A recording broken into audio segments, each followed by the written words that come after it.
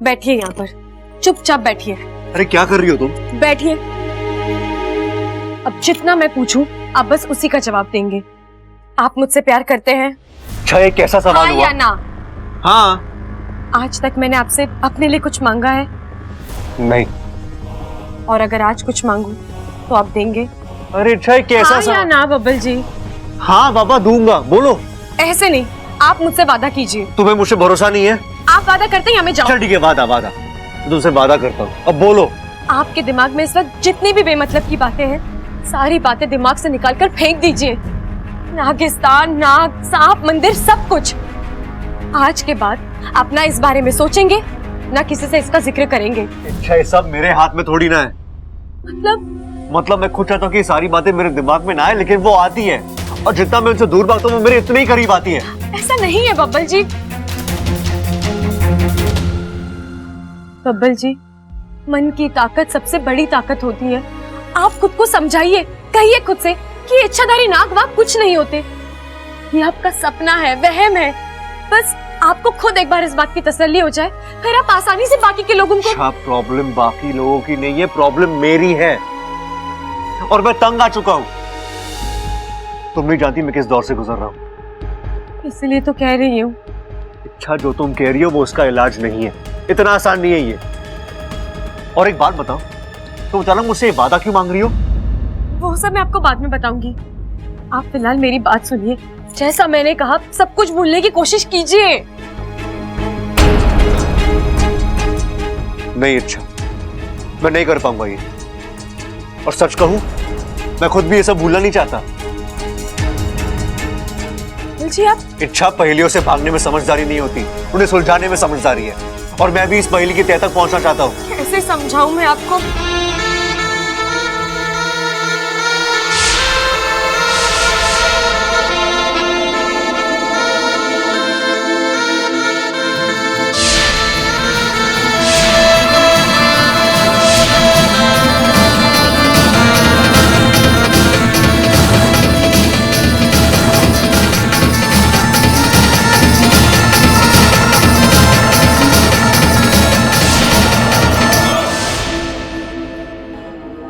लगता है दादी ने उस सपेरन को बुला लिया। मुझे यकीन है वो नागिस्तान के बारे में कुछ ना कुछ जानती होगी, वो मेरी मदद जरूर करेगी। नहीं नहीं बब्बल जी, मेरी बात सुनिए, मेरी बात सुनिए, रुक जाइए।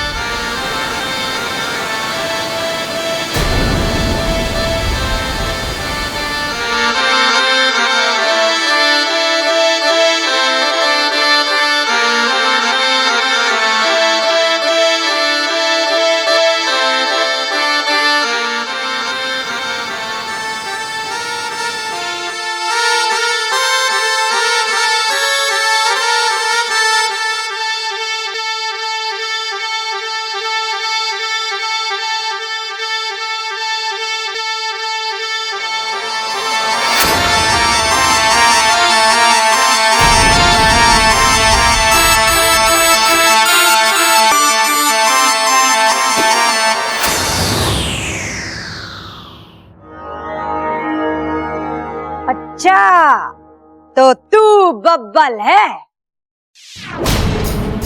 सुना है तने नागों के सपने आते हैं। जो खुली आंखों से देखा जाता है उसे सपना नहीं कहते।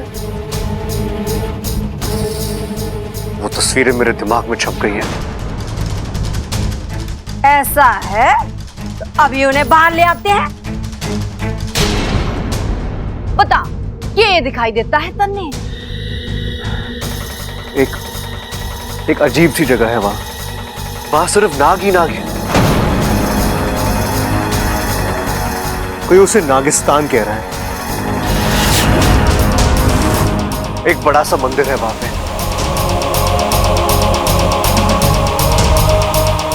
जहां नागों के भगवान की एक बड़ी सी मूर्ति भी है, जिसका शायद अभिषेक हो रहा है।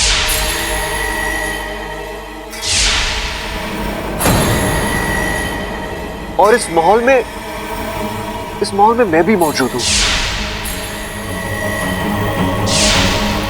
मैं वहां क्यों हूं, मैं वहां कैसे पहुंचा, मुझे पता नहीं। बस मैं वहां हूं।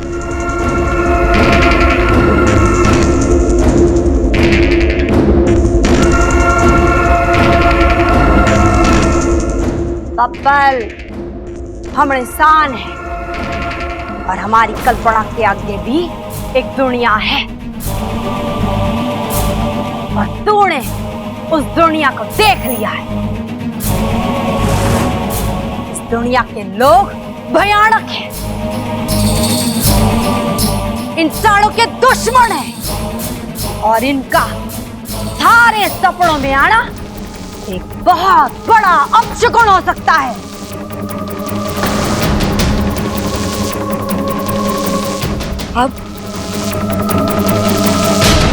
अब हम आप सबकी सुरक्षा का इंतजाम करेंगे, और तू अब एक आम इंसान नहीं है, मानव लोक का उद्धारक है, और मानव जाति की सुरक्षा की जिम्मेदारी अब तुम्हारे सर पर है। मैं कुछ समझा नहीं। समझाती हूं। आज से तुझे एक नया कार्य आरंभ करना, अपने दिमाग पे जोर देकर उस जगह का पता हासिल करना होगा, और फिर उसे हमें बताना है। हम वहां पहुंचकर उस जगह का विनाश कर देंगे।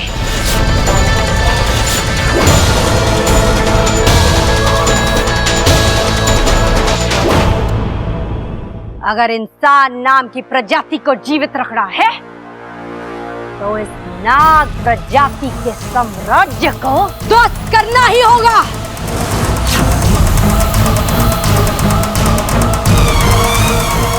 कल पूनम की रात है, और मैं एक पूजा करूं। जैसे ही चांद की रोशनी जमीन पर पड़ेगी, तू उस रोशनी में नागिस्तान तक जाने का रास्ता ढूंढ लेना। एक बार हमें वो रास्ता मिल जाए, तो नागिस्तान का नाश निश्चित है।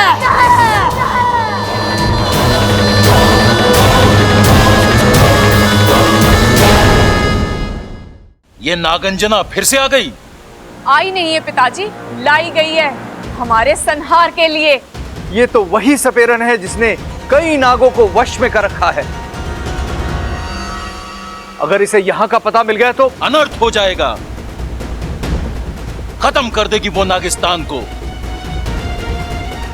इससे पहले कि कल की रात हमारे लिए काली रात साबित हो, हमें कुछ करना होगा। नहीं नहीं, और इंतजार कीजिए। इच्छा को 2-4 घंटों की और मोहलत दीजिए। तू अपनी जबान पर लगाम दे सुरसुरी। ऐसा क्या गलत कह दिया मैंने? आगाह किया था ना मैंने, इच्छा को मोहलत मत दीजिए। लेकिन नहीं, आपका प्यार इस कदर उमड़ रहा था। 1 घंटे में खतरा कितना बढ़ गया है। हालात तो बिगड़ते ही जा रहे हैं। इच्छा के भविष्य में पता नहीं क्या लिखा है। अच्छा होता अगर सिपलियां होती, उससे बात करके कोई हल निकल आता, लेकिन उसकी तबीयत ठीक नहीं है। मैं अकेले कैसे? सारे नागिस्तान वासी आपके ऐलान का इंतजार कर रहे हैं पिताजी। आपने आज तक रिश्तों के आगे फर्ज को रखा है। उम्मीद है आज भी ऐसा ही करेंगे। सुरसुरी सही कह रही है, बब्बल को मरना होगा।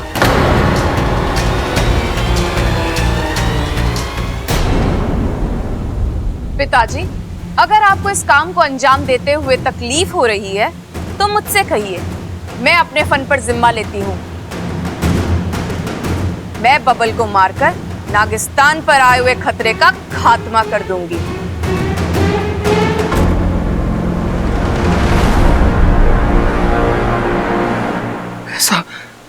ऐसा मत कीजिए। बब्बल को मारकर आप सिर्फ उसकी ही नहीं, मेरी सपोली की जिंदगी भी खत्म कर रहे हैं। बस, बहुत हो चुका। अब हम इच्छा को कोई मौका नहीं दे सकते हैं। इच्छा हमारी लाख लाडली सही, लेकिन कोई भी नाग नागिस्तान से बड़ा नहीं है। आज तक नागिस्तान की गरिमा और उसके वजूद को बनाए रखने के लिए कई नागों की बलि चढ़ाई गई है। आज भी वही होगा। फर्क सिर्फ इतना होगा कि बलि इच्छा की नहीं, उसके सुहाग की चढ़ेगी।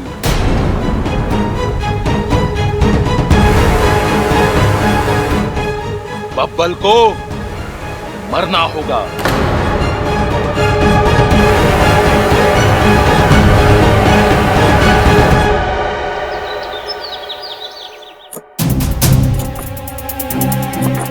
ये क्या कर रही हो तुम?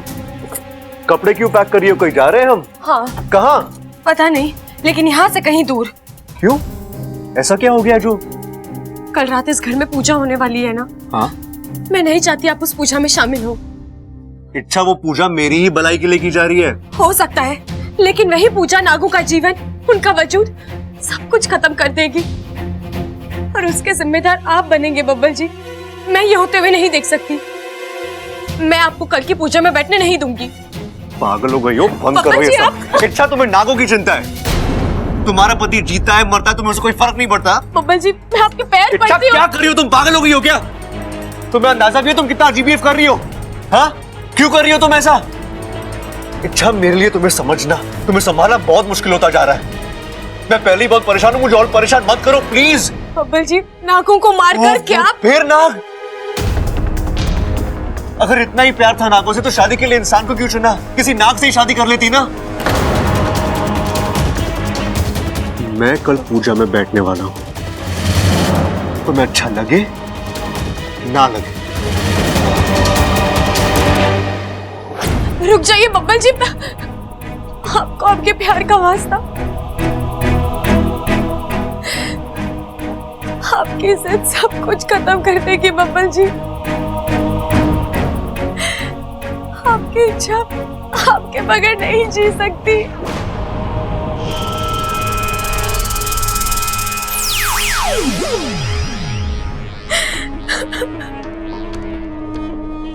इच्छा,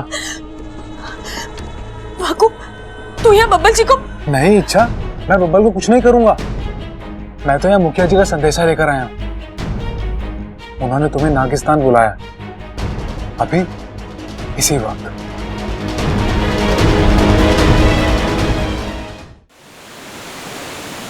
ओम नागामी देवाय नमः।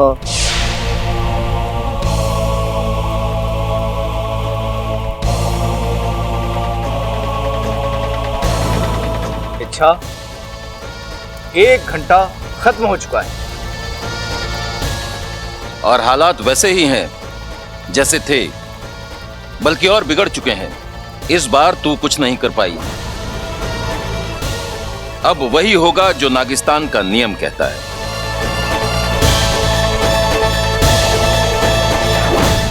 मुखिया जी, इच्छा, तू ये जानती है कि वो सपेरन कल रात एक पूजा करने जा रही है, और यदि वो पूजा संपन्न हो गई तो हमारा नागिस्तान बर्बाद हो जाएगा। अब बता, क्या तय किया है तूने? तुझे लगता है कि तेरे पति की जिंदगी नागिस्तान के वजूद से कीमती है?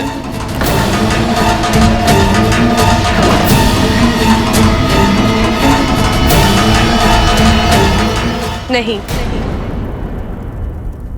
नागिस्तान वो जगह है जिसने मुझे नई जिंदगी दी है, एक नई पहचान दी।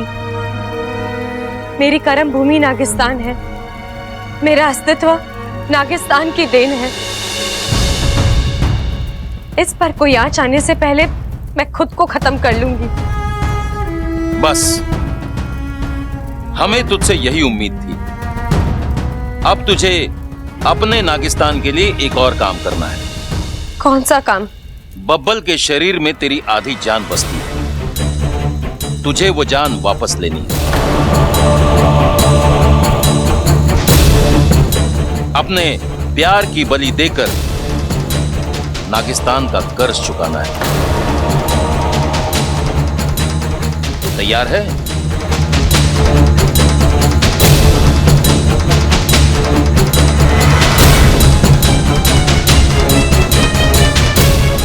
नहीं नहीं नहीं।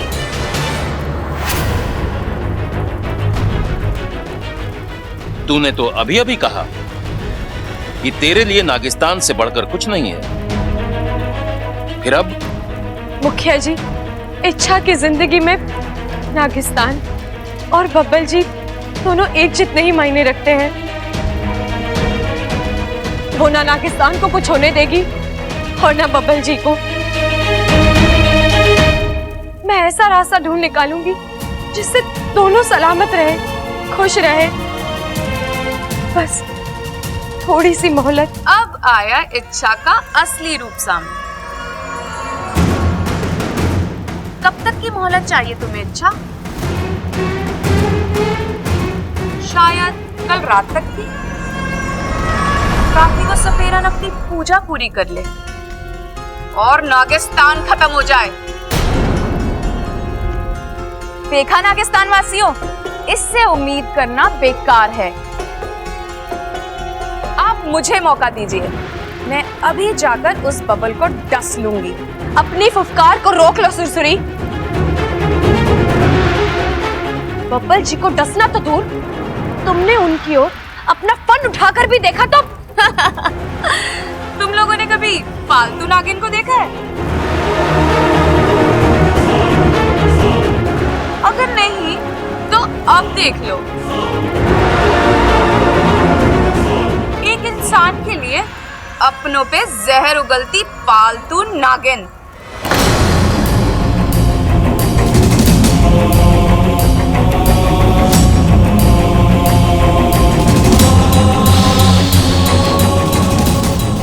मेरे पास इन फिजूल की बातों के लिए वक्त नहीं है सुरसुरी। मैं जा रही हूँ और अब मैं इस मुश्किल का हल अपने तरीके से निकालूंगी।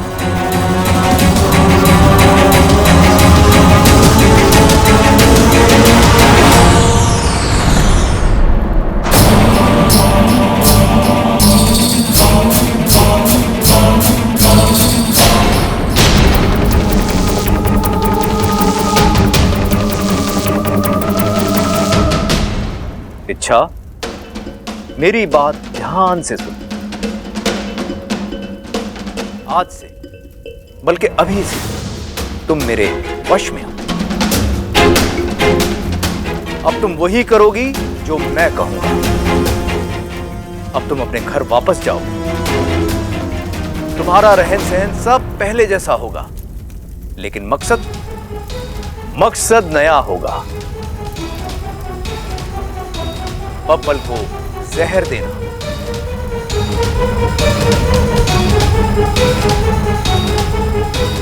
उसे खत्म करना।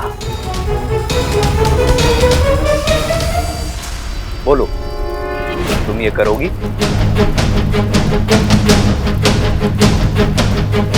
मैंने पूछा, तुम अपना मकसद पूरा करोगी? इच्छा, क्या तुम बब्बल को जहर दोगी?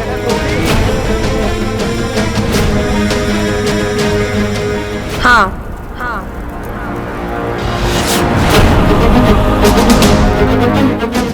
मैं बब्बल को जहर दूंगी।